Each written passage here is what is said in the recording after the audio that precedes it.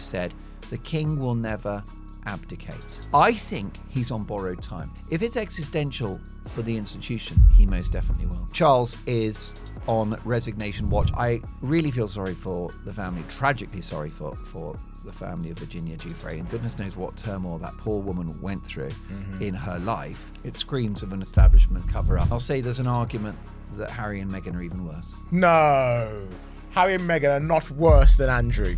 Come on, Dolan, you've lost the plot.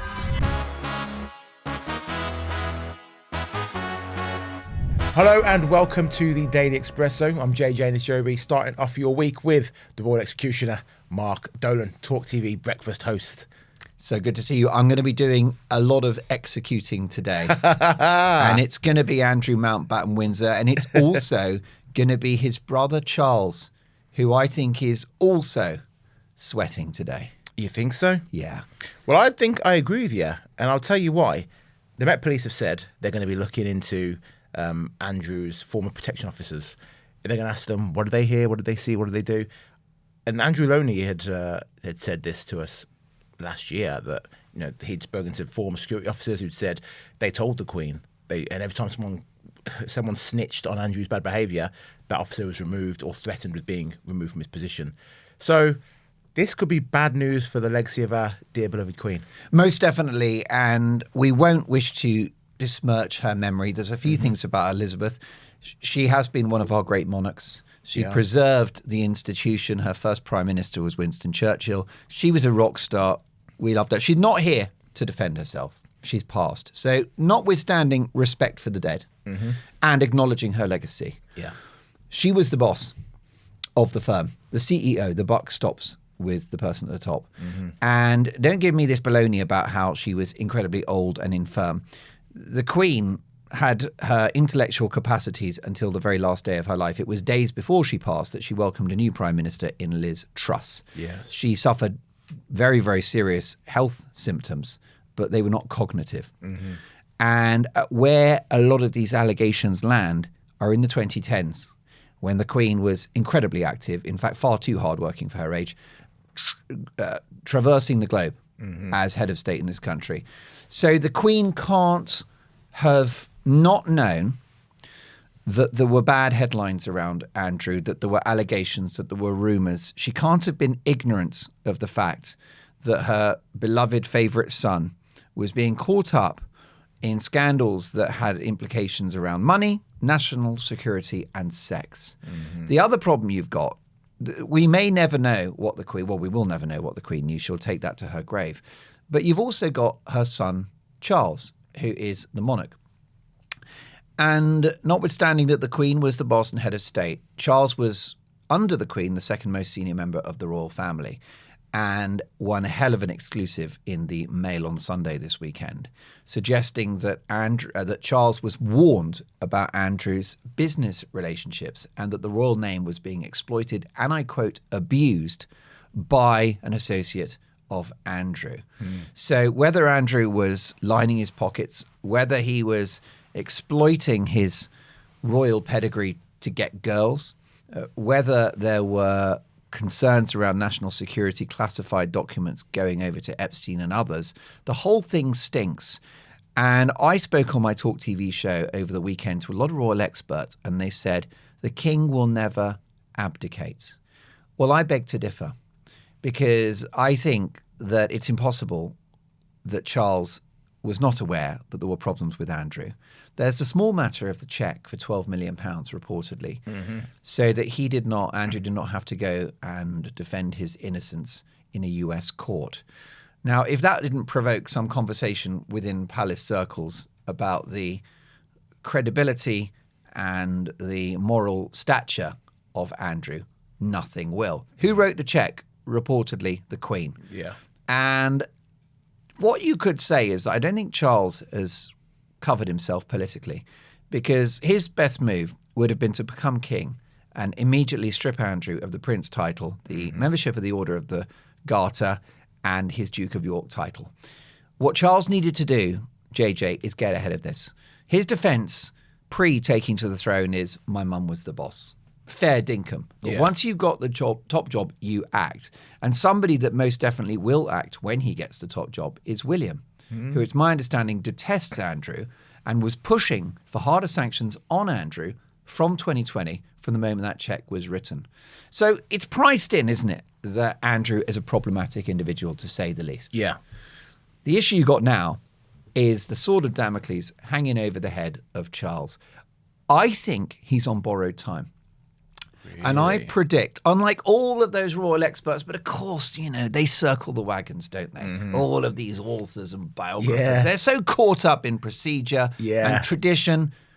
BOLLOCKS to that. We're in a different era. We're in an era of accountability. We're in an era where the CEO or the head of a government department goes if someone under them has done something wrong. Yeah. And I think that at some point, Charles will consider his position. I think that he will use the excuse of health, and they will pave the way for William. And the reason why William is a shoo-in to replace Charles is because William is politically insulated from this story. Yeah. Because since, as I've said, 2019, 2020, William has said, sort out this guy, he's a wrong-un. So a lot of it's about branding, it's about reputation, it's about image. And by the way, I wish no ill on the king. I feel sorry for him. He's still battling cancer. He's got that spoiled brat of son over in Montecito, California, lobbing cruise missiles at the royal family. He's had his younger brother whose actions, alleged actions that he denies, the king is not responsible for. But what I think, JJ, is I think he's irredeemably weak. And I think he's naive. And I think that if he'd been tougher with Andrew from about 2020 onwards, and certainly from taking the throne, he'd be much safer than he is today. Well, what do you think is going to be the reaction of the public when it's going to come out that from these police investigations, I believe it will come out that the Queen was notified about these behaviours, and perhaps for the first time ever with the Queen, she didn't put country first. She put the love of her son ahead of that. So how are people going to react to that? Well, I mean, can I say one thing, which is death is the most amazing legal protection. Yeah. It's one of the best things. If you're a rock star, you should die at 27. You'll be a legend. Yeah. Poor old Paul McCartney and Elton, their big mistake was not, popping their clogs in 1973.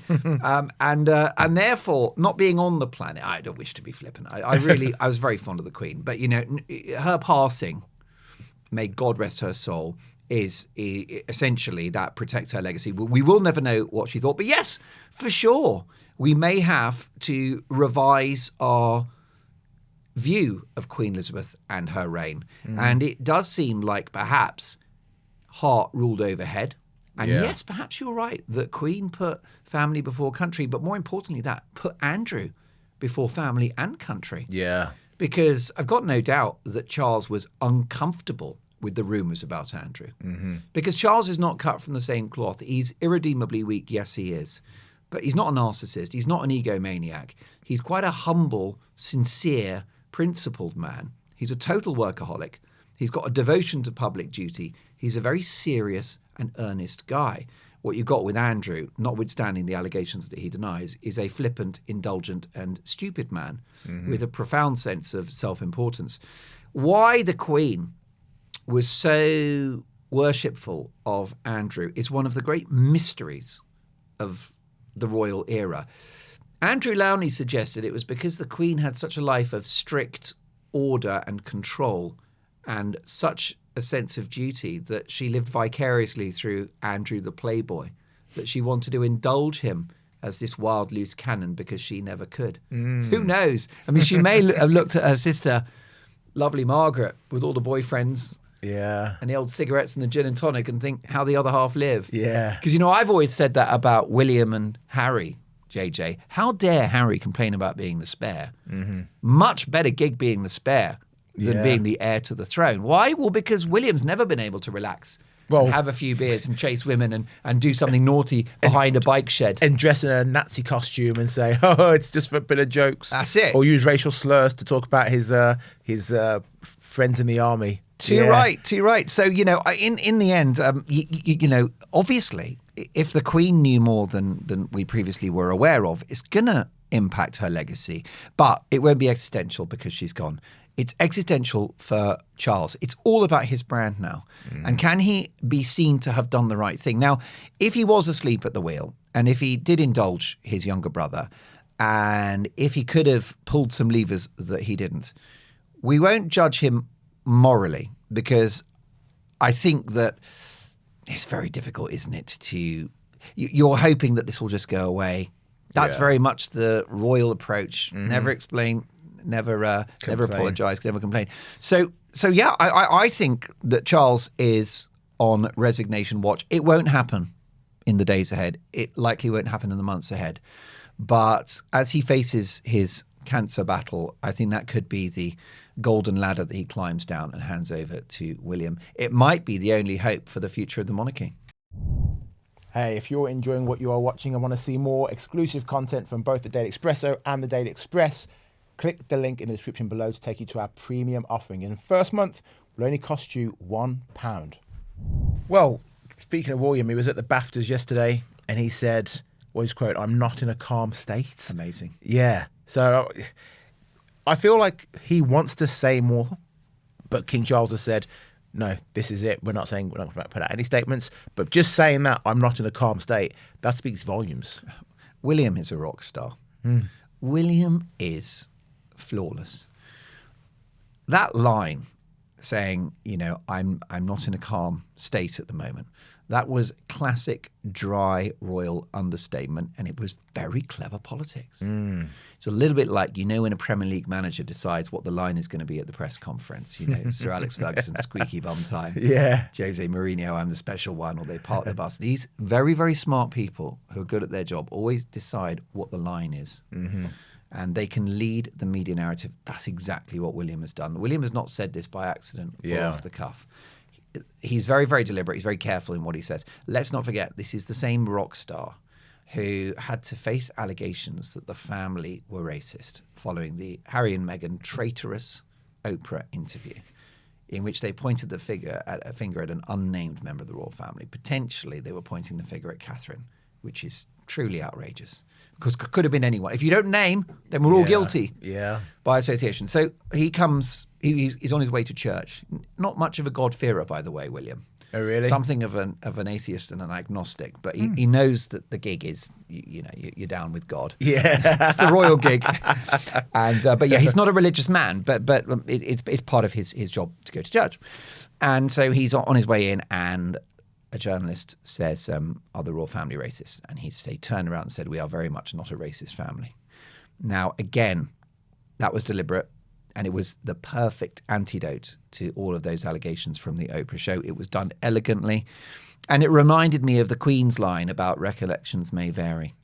So William is a smart politician. He understands the media. He understands the news cycle. He is devoted to the institution of the monarchy, but he also lives in the real world. He's got one foot in the real world and one foot in the kind of royal universe. And that will be the making of him. He's also got a steel about him. I suspect that Charles is a much nicer person. I think that there's a hardness about William. I think there's a ruthlessness, which might make him a difficult husband at times. It might make him a difficult brother. It could be, and you'll never catch me being nice about Harry. Yeah. But maybe there's a degree of sympathy for Harry over the years with regard to that steely side that William's got. But the bottom line is that here's somebody built for power. And here's somebody that thinks in a more political way. And it is, if you are the head of any organization, you have a political role. And I don't mean trying to be elected or anything like that, but the head of a major corporation will have, in a sense, a political role. And so will the head of the firm. So, yeah, it's very interesting that he said he's not calm. It was subtle. And what's it done? It's acknowledged public concerns, acknowledged public anger, rather than this isn't happening. It was a brave move. And what he did, he said everything and nothing all at the same time. Yeah, very smart. But this whole never explain, never complain mantra that the royals have always used, it's time to get rid of that, isn't it? Well, it is. And when he says, I'm not in a calm state, that is the opposite of royal protocol. I mean, 10, 15 years ago, he'd have got his wrist slapped for that. Yeah. But he's going to go it alone. You're so right. And that's why I'm worried about the king. Because unless he can exonerate himself and make it clear that he knew nothing about what Andrew was up to, well, then he will be under pressure. And, like I said, these experts have told me he'll never abdicate, never this, never that. If it's existential for the institution, he most definitely will. Does this whole Andrew saga put Harry and Meghan into perspective? Because yes, you can call them traitorous and all of these things, but they haven't been protected, so to speak, by the royal family. They've nothing to be protected for. They haven't been alleged or accused of doing anything wrong other than slating the family. Andrew, friends with a paedophile, doing horrific things on business trips with prostitutes and hookers, allegedly. Yeah. And the royal family seemingly knowing about these things and turning a blind eye to it and protecting him. Oh, yeah. I mean, you're right about those allegations of Andrew. It's hard to keep up with the sheer weight, the sheer volume, isn't it? The latest one from Andrew Lowney's book was the allegation, which is denied, that over a weekend in Thailand, 40 prostitutes came to his room. Now, personally, I'm in middle age. I'd rather have room service. Is that wrong? Call me old-fashioned. Get me room service and a Netflix subscription. I'm good. Take care of that. Yeah. But yes, it's interesting with Harry and Meghan. There is no financial impropriety. There is no sexual impropriety, no national security concerns, no classified documents, no business deals. Yeah. So we'll give them that. But I'll flip it and I'll say there's an argument that Harry and Meghan are even worse. No. Harry and Meghan are not worse than Andrew. Come on, Dolan. You've lost the plot. There is one issue, which is that Andrew is indulgent. He's obviously he's very libidinous. He likes a lady and he likes to line his pockets. But this is a guy that's caused damage to the royal family as a result of the frailty of his personality and his nature. What you've got with Harry and Meghan is an organised, willful effort to damage the family proactively, to actually hurt the family. So Andrew's hurt the family by being Andrew, by being an idiot. And Harry's hurt the family by being Harry. Harry has hurt the family. He was a free spirit. He wasn't ever reined in. He could do whatever he wanted to spare. He was indulged. He was allowed to go out to nightclubs. He was allowed to marry someone who wasn't of royal blood. 100%. So it's the same. Well, you're making my point for me because, in fact, they rolled out the red carpet for Harry and Meghan, and I remember I've got, of course, you're the very beating heart of the newspaper industry. I've got mates in Fleet Street, ex-editors, who said Meghan was just like a dream for the newspaper industry. She was going to be the new Diana because back in the day, they liked Catherine, but she was a little dull and a little wooden and a bit plain Jane Superbrain. Meghan comes along, and so they were absolutely delighted. And essentially, they storyboarded it that it was going to be the Meghan show. It was only once she got into the palace and I think demonstrated her toxic personality and the fact that she never seriously planned to be a princess in the long run that things went wrong. So what you've got is a publishing deal with Penguin to the tune of $20 million. Harry took money to hurt the royal family, to libel and slander them, in my opinion, to say the most out. I mean, because, for example, we've got this new book, Russell Myers, good friend of ours, of course, excellent serialization in the Mirror. His new book about William and Catherine, they dispute the fight at Nottingham Cottage when Harry allegedly landed up in a dog bowl after fisticuffs. So I think that Harry and Meghan have taken money to damage the royal family. They've done it in plain sight. It's been overt. So yes, of course, the allegations facing Andrew are much more serious, much more egregious. We have the small matter of 2 dead people. May God rest their soul. Well, no, one of them, may God rest their soul, which is Virginia Giuffre. Yeah. The other one is the disgraced financier Jeffrey Epstein. But they went on TV and mocked Queen Elizabeth with the curtsy scene in the Harry and Meghan documentary. Harry has thrown shade on his father for being not a very good father. Camilla, the evil stepmother. They've taken money. But you can understand all of those things. When Harry said that his dad broke the news to him about his mom dying, the dad sat at the end of the bed and said, "My dear boy, your mother's dead." That's not how you tell your kids. Now, I'm not blaming Charles for that, but I think it's okay for Harry to say that didn't feel like a very good fatherly example. And saying that he disliked the evil stepmother, because the stepmother's the reason that him and his mom and dad split up. That makes sense. Well, that's if you sell your life story. If he'd written Spare and the money had gone to charity, some of it did. Exactly, about $1 million, fair play. But if you're pocketing cash, you're immediately compromised.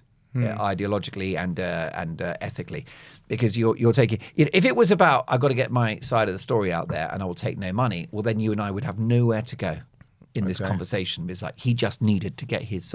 Once the money's there, that's not credible. So I think there's the Oprah interview was definitely the worst thing. With the accusation of racism, which, by the way, that was a flat lie, proof of which is that the couple rode back on it a couple of days later saying, no, we meant unconscious bias, by which time the damage was done. So the allegations around Andrew are 100 trillion times worse, but there's a difference in motivation, and Harry and Meghan set out to hurt and damage the royal family. Andrew never did. By the way, do you think he can stay in Sandringham or not? No. I don't think he can. I think they're going to have to move him to a foreign territory. Yeah. Yeah. Put him somewhere quiet. Not a Dubai, but some a bit like how Napoleon was put out to pasture. Yeah. That was in somewhere quiet, St. Helena, somewhere like that. Yeah. Where there's him, his hunting dogs, a chef, and the housemaid, and that's going to be it. I think so. Yeah. He can't stay in this country. Even though, as we say, he is an innocent man. He's just been accused of many things, but he denies all wrongdoing. Correct. Now, Virginia Giuffre, who you just mentioned, her lawyer has spoken out and said that she was failed by the CPS and Scotland Yard when they declined to bring a case against Andrew 10 years ago. And she's kind of right. It screams of an establishment cover-up. Because let's not forget, it was Met detectives that went to Epstein Island. Not detectives, forgive me, Metropolitan Police officers who were protecting Harry, close security personnel who were on the island. Are you telling me that they won't have seen what was going on Epstein's Island as bodyguards? The clue's in the name, right? Bodyguard, they are guarding your body. That means they're pretty close by. Yeah. They're not a few corridors away. And I really feel sorry for the family, tragically sorry for the family of Virginia Giuffre. And goodness knows what turmoil that poor woman went through in her life. And we still don't have the Met and the CPS looking into allegations that Andrew handed over Virginia Giuffre's date of birth and US Social Security number in 2011 in order to potentially smear his sex accuser. The Met have decided we won't investigate, nothing to see here. Why? So you can understand why Giuffre's family are furious. Yeah, absolutely. Why do you think it is, from all the allegations, the logbooks, we have the journals and the names of people on those flights, the only person in prison for it is a woman? Now, yes, she was a sex trafficker. She was part of it. She's in prison for it, rightly so. But why is no one else? Or we've got the files. Why is nobody else being arrested and interrogated and being put behind bars? Most definitely. And there are a few people, and it could be some of our viewers on Daily Expresso, that feel that, yes, Andrew appears to have been a man of poor judgment and zero ethics.